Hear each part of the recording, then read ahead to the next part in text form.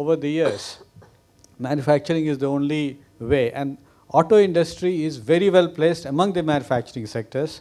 We have OEMs, we have auto component suppliers. For one, mother plant, if you have the whole chain of tier 1, tier 2, tier 3 suppliers, there are 8 more jobs added to one main job in the OEM.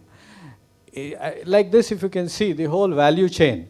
So ultimately what we need to add, and if you recall what the discussion in the morning session was, also that we need to look at manufacturing as a major, in India's GDP, the composition of manufacturing is not what it is. And the target of the national manufacturing policy is to make it at least 25%. Tamil Nadu has been working on this. And skilling, as I said, is a very major thing that we have been looking at it. I'll not go into details of that. We hope that the large number of the youthful population joining the workforce, and it is also looking at participation from women, is also very important. Where again, Tamil Nadu with high literacy and all that is a front runner. So we expect that to be done, and with that we expect the manufacturing to get its rightful place. And we think that when we said Tamil Nadu is the automobile capital of India, we think that this industry is going to be really the trendsetter in this regard. Thank you. Thank you very much, Mr. Ranjan. And we really hope that currently manufacturing share to GDP, as the Commerce Minister said this morning, is about 17%, far behind Malaysia, Indonesia, and of course far behind China. And I hope some of those issues get addressed. I will not be an obstacle now between the audience and the panelists. So anybody has questions, please raise your hand. Yes, Mr. Sharma, first to you.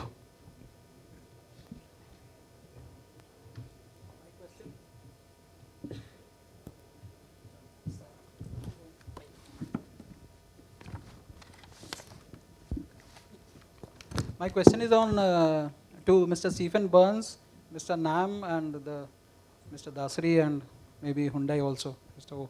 This is on automotive electronics.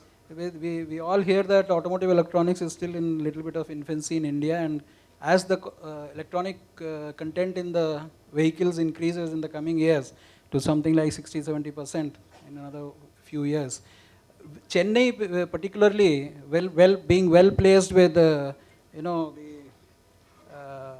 from the education point of view and from skilled manpower, also from IT point of view, do you see this as a great opportunity for Chennai to be a center of, to be in the front line for automotive electronics in the coming years, and whether your companies would like to invest into this field in Chennai?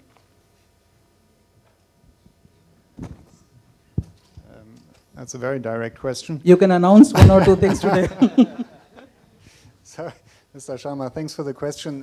First of all, I fully agree that electronics overall plays a very huge role, and this has also been recognized by the government. And we need more local manufacturing of electronics, because there are some forecasts that the electronics imports are going to exceed the oil imports in a few years from now, especially on the consumer electronics. Which of course is not good for a country like India. So we have to increase this. So Bosch has taken a step already. We do have a very sophisticated electronics manufacturing, which is on the border of Tamil Nadu, but on the Karnataka side. And we're going to expand this further. But with this, we have taken a step, and we are also doing electronic manufacturing services for other companies who want to do it, and it can be anywhere. I think to have good overall boundary conditions, to have good engineers, to have good manufacturing engineers is a prerequisite, and definitely there is some good scope in Tamil Nadu, so we have taken the call a few years ago.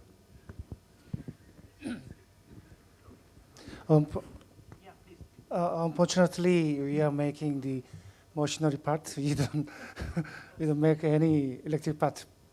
But I request the government and another supplier to make some more electric parts, because we are importing so many parts from the outside, and especially electric parts.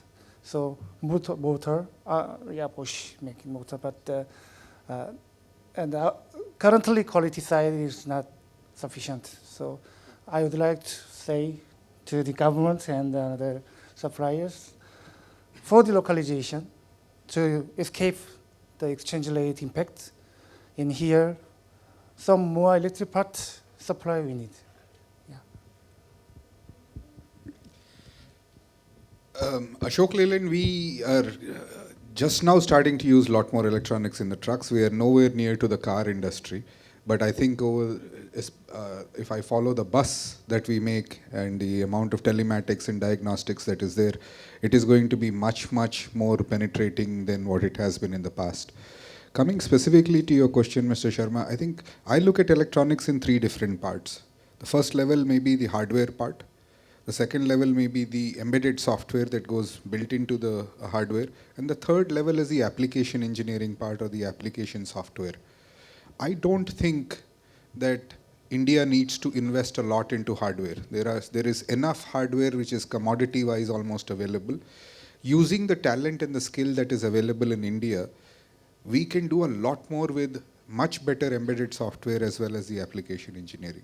So this is where Ashok Leyland is investing. 2 years ago, we didn't even have a team. Now we have a 20-people team, and by end of next year, we are planning to extend this to about 200 people who will write engine control software and power control software. Next question.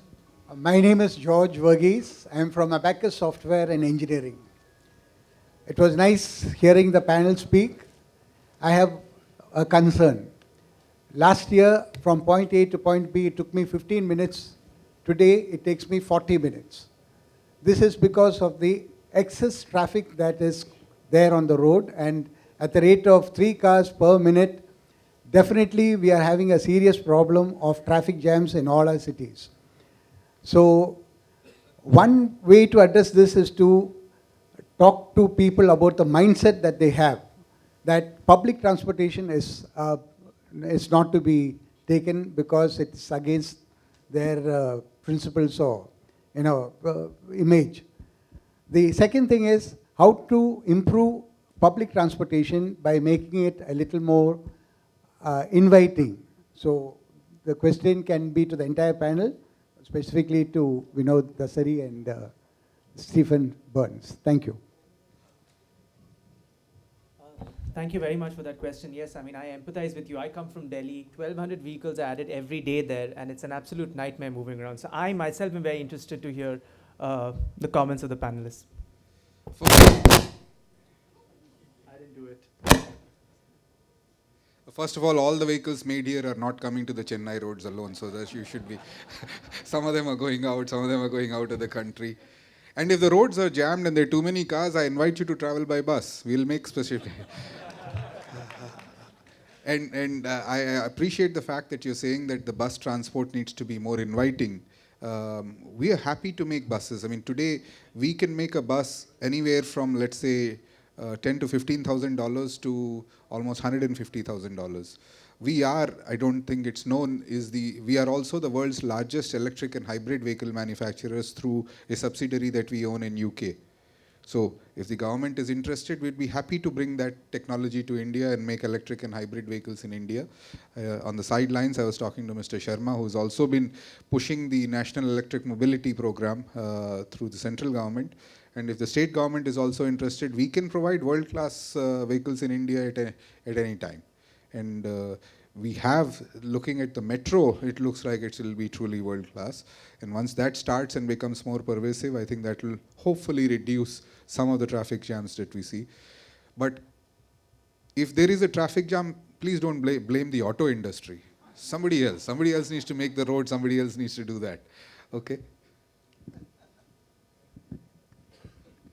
Yeah, so my view on this is that you need a good combination of the different systems for the traffic, and part of this, of course, is a mindset, and part of this is availability, which is availability of state-of-the-art public transport, and especially the interconnected transport. Because in Bangalore, there is a metro with a few stations, but you can't reach the metro stations. So I have to ask my driver to take me to the metro station, and then because the view is very nice from up there, I can take it. But that's not the purpose of a metro. I think if we go to Delhi, there we can really experience an excellent metro system, and I personally enjoy taking the Delhi in metro and not taking the car because it's advantages. And still, I have a car, and you see this in many other cities in the world where people own a car, and then they decide and say, if I want to go to downtown, of course I take public transport because this is much more convenient. And the price I have to pay for parking my car is so much higher than the price for taking the metro or the bus that there's no question. And on top, I can go to a restaurant and drink and take public transport back. So we have to work on both, and there is enough scope for both to grow on personal mobility, which also, by the way, can be expanded. Bosch also is active on e-bikes, which is very successful. So in Europe, in many cities now, people are not taking their bicycle, but they're electrified bicycles, plus the cars, plus the public transports for short and long distance.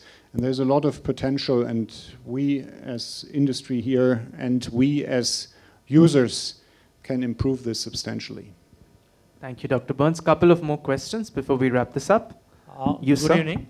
Yeah, sorry, whoever has the microphone. Yeah, good evening. I am Jayakumar, President of Association of Micro and Medium Enterprises, Virupuram District. It is a question to all the request to panelists. It is not a question. When captains of Ford and Visteon were talking about skilling of people out from colleges, of course, my request is that you always take credit of easy shift of gears when you make cars. My request is that I only request you to make it shift of curriculum to career easy by adopting certain educational institutions which are nearby, especially in backward districts like Virupuram. If you can adopt those educational institutions like engineering colleges and ITI, then the people, you also help yourself because you get trained workforce by the time they complete their curriculum. And shift will be easy when they join the job.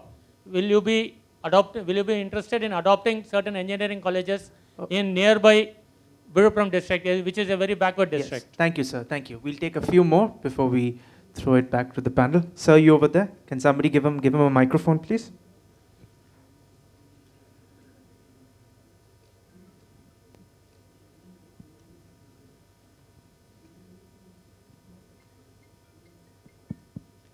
My name is Kalyan Raman. I've got a specific question for Mr. Pradeep Agarwal. We saw a very interesting presentation on the facilities are creating in Chennai, but I didn't notice a wind tunnel. Are you going to add it in the facilities or not? Okay, thank you. So we'll come to that, Mr. Agarwal, in just a bit. The first question was on skill development, and we are already seeing the government of India now at a federal level working sort of really championing a skill development. That's a big area. And a lot of PPP action is also happening. Mr. Nam, since you specifically brought up this point of skill development, what is Visteon doing already about this? And do you feel that PPP is the right way forward and industry needs to be more involved? Because you know best what you want at the end of the day.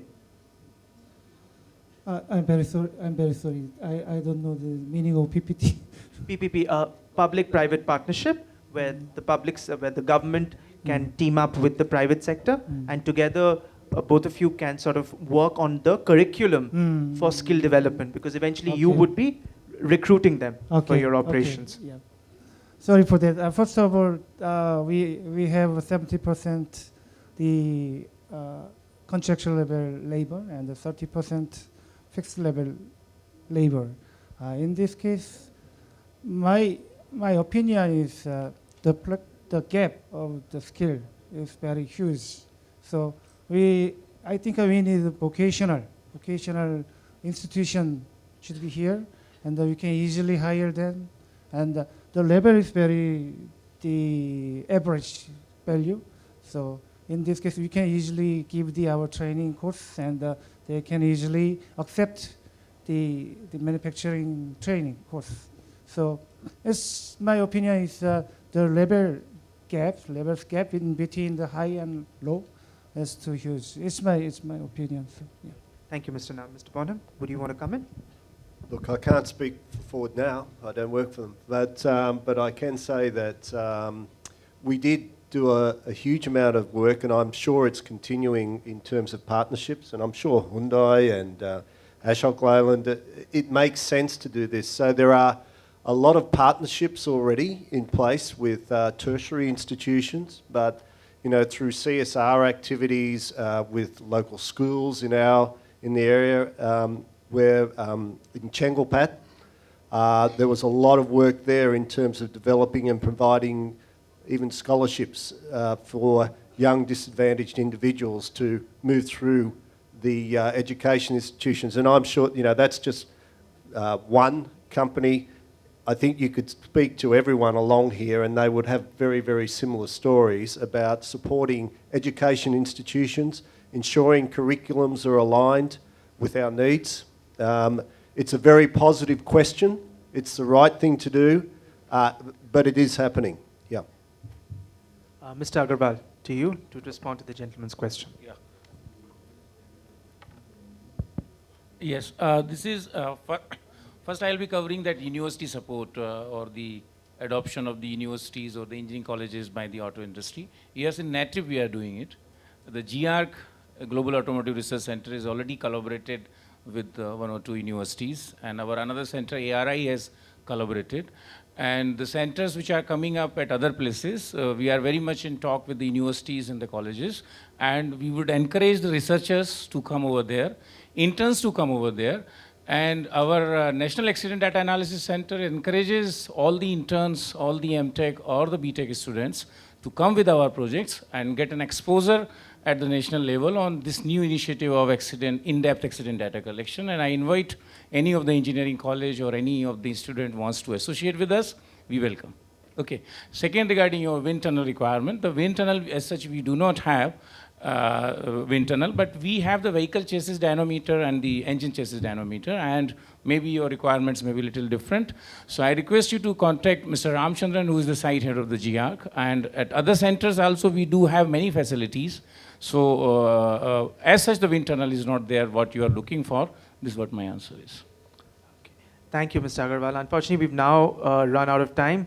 Sorry, sir. I mean, maybe we can take the question after the panel discussion is over. Now I'd request, yes. Yeah. Okay, fine. Go ahead. You want to come in? Okay. From Hyundai Motor, we have been supporting the institute, training the students, and we have adopted two institutes. One is in Ulundurpet, another is in Ranipet. Both are government ITI institutes, which we are supporting in terms of their infrastructure, training program. And we also hire from that institute some of the students who are very good in the technical area. We bring them to our company and then put them on training. And those who are found to be good and competent, we will also be absorbed into the regular employment. And we are also bringing a lot of engineering colleges. They come to our plant to see the plant, how it is operating, what kind of technology that is being adopted in manufacturing the cars. And we are exporting. What we are exporting, we are also selling here. So it's a very, very good opportunity and also a training, a knowledge opener, eye opener for these students to know and to learn from this kind of visits and also from the training programs. Thank you. It's a quick question, I'm Sriram from Magna Closures. The question is to Mr. Rajiv Ranjan, Dr. Stephen Burns also made it as a point. The renewal of licenses, it is not very investor friendly. When I'm just saying investor friendly, I'm just telling within quotes. So what will be done to ease up the process, like pollution control board licenses, factory licenses, fire safety licenses for the industry? You see, ease of doing business is one of the major things that we have flagged. And one is that when you get in, you'd like to have somebody to handhold and facilitate, which is what Tamil Nadu has been doing. It has a single window clearance mechanism which works very well. Now, your question is more to do with the regulatory systems that we have. Now, you'll appreciate that many of these regulatory systems whether they are in the labor law domain or whether they are in the factories domain, they are the national laws, and each state has to also follow. You can't have a separate factory law. So there are these limitations under which we need to work. Now, while I say that, we have tried to do as much simplification of procedures in terms of, simplification of forms or making systems improve. And we have succeeded in terms of many areas. Take MSME as an example. If you go for, registration, any licensing, it is, I would say, the best in this class. I had handled it earlier, so I'm aware of what I'm saying. And I'm saying that wherever the domain of the state government is, we can straight away act, and we have acted. And we can tell you that it is very, very user-friendly, and there will be no problem. In certain areas where we are working, where it is, as I said, the pollution control board issues are there, where it is not as easy all the time, because that is a statutory body in itself that has to satisfy itself, and then only it can clear. So there can be a issue where, from the industry perspective, it is seen as a irritant, but from the environment perspective, they need to also have a look at it. So there are issues sometimes comes between the forcing the pace of development, forcing the pace of change at a cost of the environment. So there are these kind of things which the board is best suited to look at it. But ease of doing business is something which the government has taken very seriously. And I like to, in fact, say that the rankings that India has on the ease of doing business is not truly reflecting the kind of thing, because the data that it was, I will not go into those issues, but we have raised these issues. The central government itself has raised it with the World Bank, and the way it, and I've gone into those details. So I can tell you that the way it is compiled is not doing real justice to the way India operates or many states operate. It is a national level kind of a thing, taking a sample which is very small, not always representative. But that I am not saying is the fact is that there's a lot of scope for improvement, and we are acutely aware of this, and we are working towards it. In terms of, the government of India has come up with a system of improving and getting as many licenses online, and as many, all that many of the states have partnered. Tamil Nadu is also working closely. So on e-governance front, on trying to simplify procedures, but at the same time, we have to understand that it is the plethora of laws that we have.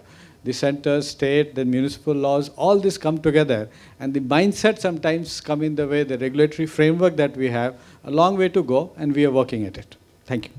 Thanks, Mr. Ranjan. I've been informed that we have time for some more questions. Yes, gentleman at the back. You've been very patient. Yeah, my question is, I am from Tejas Solutions. My name is Manna Majumdar. My question is that one of the most critical aspect of an OEM is developing the vendors. What are the challenges of developing vendors and indigenizing those items which you probably currently import, and what kind of investment and involvement which you are looking at developing the vendors? Thank you. Mr. Ho, maybe I can ask you to sort of take that question, because you've sort of pioneered that Hyundai.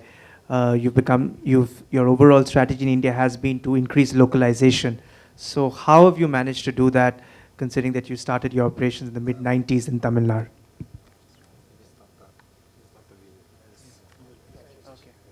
Please.